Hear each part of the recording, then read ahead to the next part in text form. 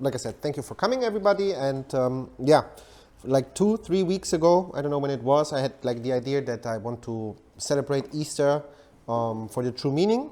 Yeah, I mean, I celebrated as a child, but I like collected the Easter eggs and with the Easter bunny and all that stuff. And I think this is not even close to the true meaning. And I mean, I knew always why we celebrate Easter. It's because of the death and the resurrection of Jesus. But I never understood truly the meaning of it. And this year is the first time that I truly understand why we're celebrating it and what it also means for me personally. And that's why I wanted to prepare today this Easter dinner or lunch, however. Yes, and also want to talk a bit about the true meaning and to read a bit from the Bible, different passages, to see what happened there and what these passages actually mean. But before I read that, I want to also refer to the Old Testament, because around this time of the year, before Jesus actually was crucified, they celebrated the Pasach holiday, I don't know.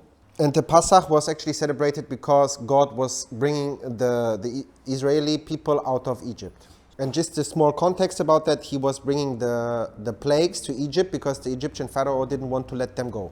So the last plague, in some way, God sent to the Egyptian people was to kill all the firstborns. But from the Israeli people, who were actually, like Moses told them that they need to sacrifice a lamb and to put the blood on the door, around the door, then they will be, or their children will be saved. And it's really interesting that, like, at the same time, actually, the crucifixion, when they celebrated this holiday, then the crucifixion of Jesus also happened, because we will come later to it, but there's a lot of references to it. So, and that's when actually also the Last Supper happened. They celebrated the Pasach holiday.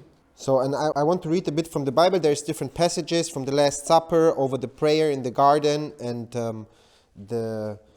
how you say that, like when Jesus was actually sentenced to death, to Jesus' crucifixion and to the resurrection. There's small passages and I want to talk about their meaning. So we will start with Matthew 26 to 29. So while they were eating, Jesus took bread, and when he had given thanks, he broke it and gave it to the disciples, saying, "Take and eat, this is my body." Then he took a cup. When he had given thanks, he gave it to them, saying, "Drink from it, all of you. This is my blood of the covenant, which is poured out for many for the forgiveness of sins. I tell you, I will not drink from this fruit of the vine from now on until the day when I drink it new with you in my Father's kingdom." So what does that mean? I mean, back in the days for his disciples was, pretty hard to understand, but now looking back, we actually get the true meaning. Like when he took the bread and he broke the bread and he said, "Eat, this is my body," it's kind of a symbol for the body he sacrificed on the cross, which he knew that's going to happen. The same as back in the Pasach holidays, when they sacrificed the lamb, they also needed to eat it fully before the next day.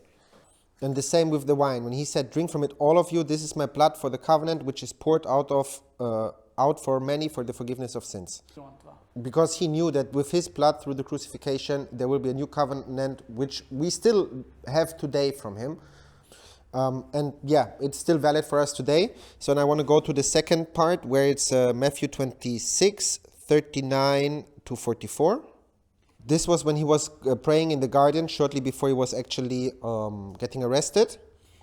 So going a little farther, he fell with his face to the ground and prayed, "My Father, if it's possible, may this cup be taken from me. Yet not as I will, but as you will." Then he returned to his disciples and found them sleeping. "Couldn't you men keep watch with me for 1 hour?" he asked Peter. "Watch and pray so that you will not fall into temptation. The spirit is willing, but the flesh is weak."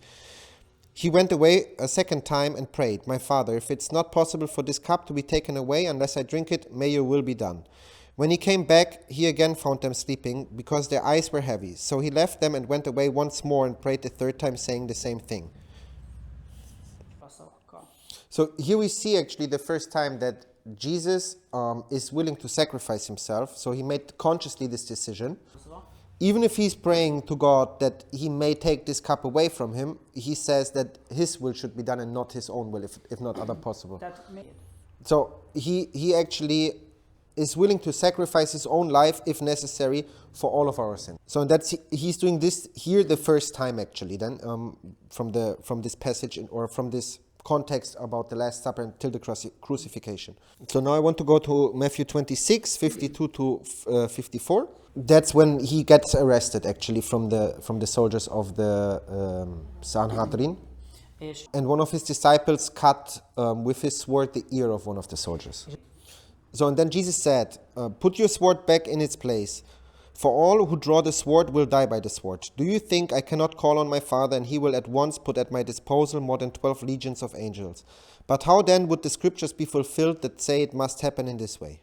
So here we also see here, actually this second time, he is willing to sacrifice his life, like consciously, because he said he could pray to God and get the help he needed to avoid this whole situation. But he knows that, again, he needs to be sacrificed to fulfill the scriptures, to fulfill the prophecies, and to fulfill, actually, the will of God. So now we're going to Matthew 26, 59 to 66. This is when he's actually in front of the Sanhedrin, or in front of all the high priests, and they question him. The chief priests and the whole Sanhedrin were looking for false evidence against Jesus so that they could put him to death.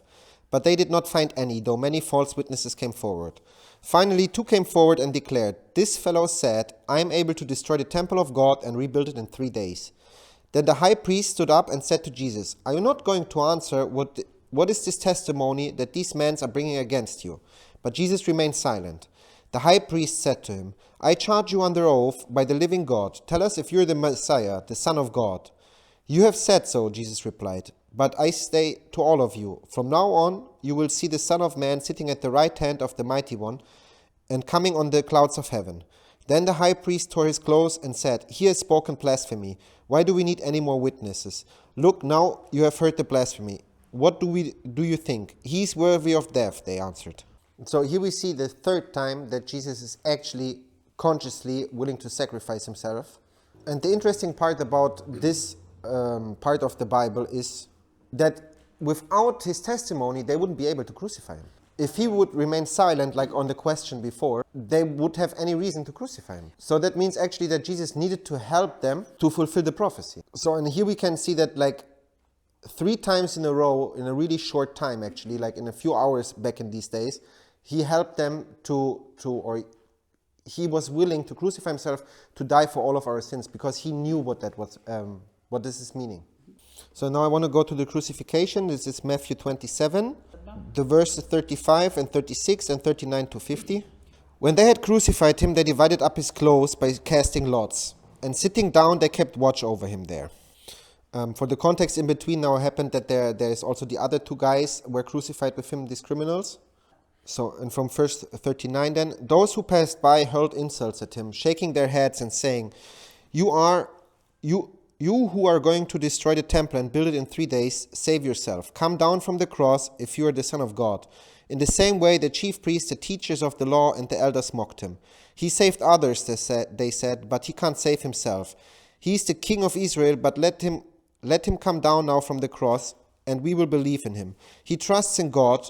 Let God rescue him now if he wants him. For he said, I am the Son of God. In the same way, the rebels who were crucified with him also heaped insults at him. From noon until 3 in the afternoon, darkness came all over the land. About 3 in the afternoon, Jesus cried out in loud voice, Eli, Eli, lema sabachthani, which means, my God, why have you forsaken me? When some of those standing there heard this, they said, He's calling Elijah. Immediately one of them ran and got a sponge. He filled it with wine vinegar, put it on a staff, and offered it to Jesus to drink. The rest said, Now leave him alone. Let's see if Elijah comes to save him. And when Jesus had cried out again in loud voice, he gave up his spirit. So this is like really important to see here what he said. My God, why have you forsaken me? Because actually he is referring with his last words to a prophecy which was written hundreds or even 1,000 years before. I don't know for sure about the timeline.